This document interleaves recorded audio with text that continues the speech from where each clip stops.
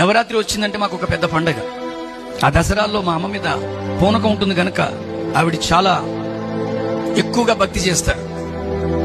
ఉదయాన్నే లేచి కుంకుమతో పూజ చేసుకొని గుడికెళ్ళి కూర్చుంటారు. ఆ తర్వాత ఎప్పుడో రాత్రికి వస్తారు. ఈ నవరాత్రులు పూర్తి అయిపోయిన తర్వాత ఆ పీఠమంతా శుభ్రం చేయమని నాకు అప్పగించారు. ఎందుకంటే నేను భక్తిలో చాలా ఆసక్తిగా ఉండేవాడిని. ఆ పీఠం శుభ్రం చేస్తూ ఉండగా సహజంగా కుంకానుకున్నటువంటి ఒక లక్షణం ఏమిటంటే అలా ప్రక్కన ఉండగా అందులో పురుగు పుడుతుంది. అలా పురుగు పుట్టి అక్కడున్న ఒక దేవుడి పట్టంలో దూరిపోయి ఆ దేవుడి పట్టాన్ని కొరికేసింది ఆ పురుగు. నేను వెంటనే అమ్మా అని అరిస్తే మా అమ్మ వచ్చింది. ఏరా అంటే పురుగు దేవుడిని కొరికేసింది అమ్మా అన్న. మా అమ్మ ఒకటి కొట్టింది, తీసే ఆ పట్టం అంది. 4 మేకులు తీసేశాను, లోపల ఉన్నటువంటి ఆ పట్టాన్ని తీసేశాను. అప్పుడు మా అమ్మ అంది, ఇలాంటిదే పోయి బజార్కి వెళ్ళి కొనుక్కొని రా అంది. మళ్ళీ అడుగుతున్నాను, దేవుడు బజార్లో దొరుకుతాడమ్మా.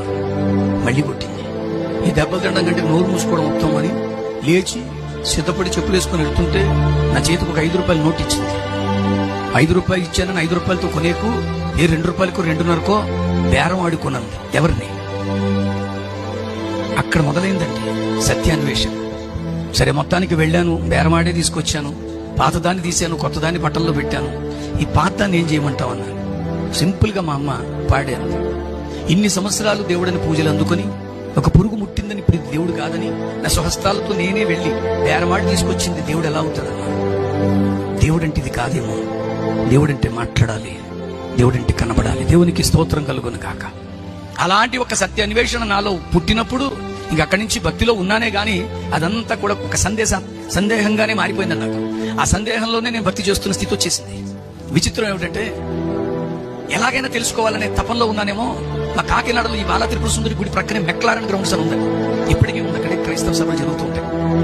స్టీవెన్సన్ గారు కూడా అక్కడే మీటింగ్స్ పెడుతూ ఉంటారు. దానికి యువతల వైపు కూడా ఓపెనింగ్ ఉండేది. ఒక సందర్భంలో నేను అలా గుడికి వెళుతూ ఉండగా అక్కడ ఇలాంటి సభే జరుగుతుంది. అసలు అది కూడా తెలుసుకుందామని లోనికి పోయా. దూరంగా నిలబడి వింటున్నా చేతులు కట్టుకొని. ఆ వాక్యోపదేశకులు అంటున్నారు, నిన్ను కాపాడేవాడు కునుకడు, నిద్రపోడన్నాడు. అక్కడ నా మైండ్ ఆగింది అక్కడ.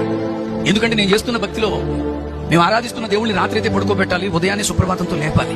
ఇది ఎక్కడ దేవుడు? పడుకోడంట, నిద్రపోడంట అనే ఆలోచన వచ్చినప్పుడు ఇది కదా దేవుడు అంటే, ఇలా కదా ఉండాలి అని ఆలోచిస్తూ ఉండగా ఆ వాక్యోపదేశకులు అంటున్నారు, నీ కోసమే ఆయన ప్రాణం పెట్టి చనిపోయాడన్న మాట నన్ను ఆశ్చర్యపరిచింది.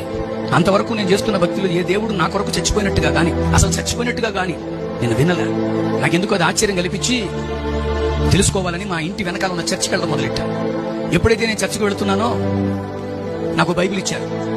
ఆ తర్వాత ఈ బ్రాహ్మణ అబ్బాయి వచ్చి కూర్చుంటున్నాడు, ఈ గురుస్వామి గారు అబ్బాయి వచ్చి కూర్చుంటున్నాడని నా మీద అనుకుంటున్నారు. వాళ్ళు ఎన్ని అనుకుంటున్నా